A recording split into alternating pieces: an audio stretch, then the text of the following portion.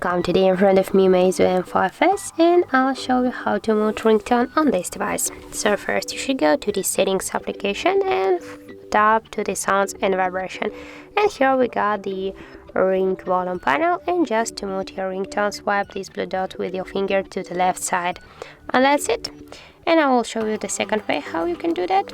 I just will turn on our ringtone again, and here on the right side of your phone we get the two volume buttons. Just tap here to one from these volume buttons and you'll see here the triangle icon. Tap there and here I got your ringtone one. Just swipe here by the same way this white dot to the left side, and we just muted our ringtone.